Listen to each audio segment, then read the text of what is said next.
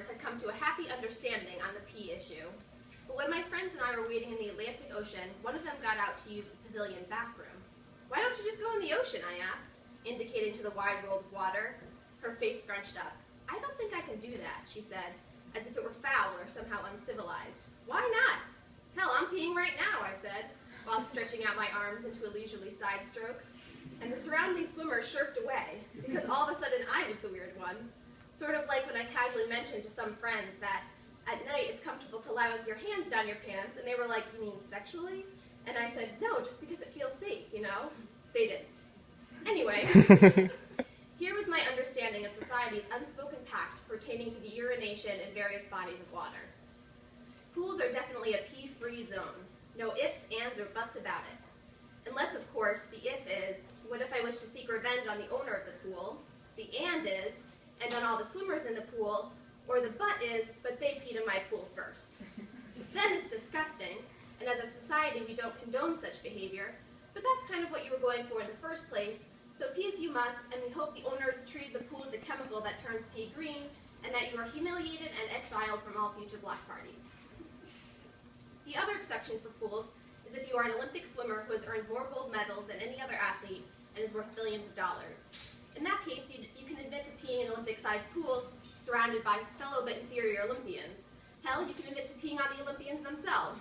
And we will all laugh because you are the closest thing to a Greek god we'll ever know, yet you are also kind of like a Labrador marking your territory. And that's adorable, you rich Aquaman.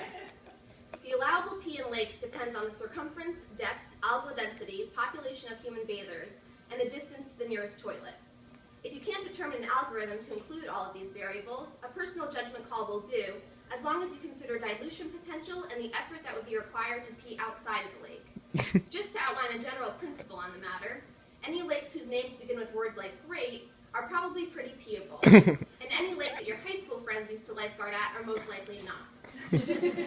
There are no tides or outlets in lakes, so just to be safe, err on the side of holding it in, or go find a tree to squat behind that is far enough from the lake that your pee won't run off into the water along with the next rainfall, but not so far that you get poison ivy in all the wrong places. Oceans, as far as I am concerned, are considered full speed ahead. Open the floodgates. Yellow is mellow. When a body of water has millions of sea creatures the size of school buses floating around and shedding their waste, little old me with my little old pee is the least of your hygienic worries. Plus, I like to stay pretty hydrated, and I eat a lot of pretzels, so what's the inherent difference other than temperature, really? Either way, before you know it, a wave comes along and dissipates the concern into oblivion. Note, by this logic, you might assume I'm implying a permissible poo, but assuming makes an ass out of you in the sea. I am not suggesting you defecate mid-backstroke. I repeat, I am not, so please don't be so moved. The properties of pee oblige to be so diluted by its generous host that its presence becomes negligible and nearly ceases to exist. It's almost like it never happened.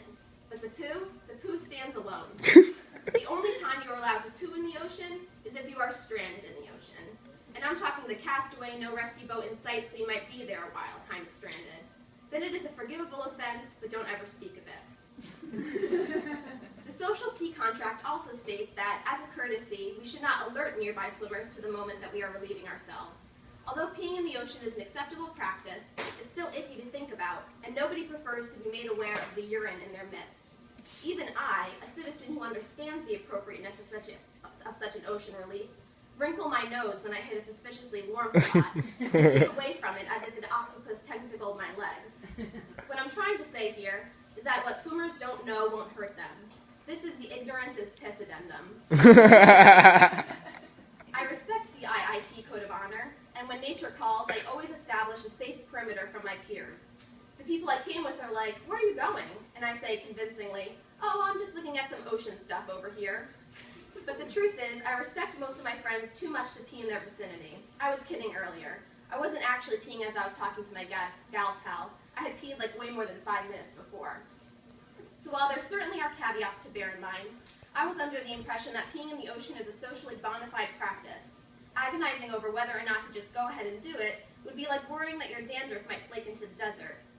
But I'm beginning to think that I forgot to read the fine print on the yellow memo, because of all the companions of the ocean that day, only my husband backed me on the urination situation, and I've seen him stick his face into a finished bowl of frozen yogurt to lap out the creamy residue, So perhaps I shouldn't use him as my barometer of social propriety. Also, we're the type of people who slow down to inspect the old furniture that people drag to the curb, so I wouldn't claim to be of the highest brow. Is it possible that there is an age cap for ocean peeing that I've outgrown? Can you be too old to pee in public, even when you are immersed in 17 quadrillion million gallons of salt water? Have I reached an age at which I should get out and use the pavilion bathroom? Also, does posing this many mundane questions in a row make me sound anything like Harry Bradshaw? The end. Yeah.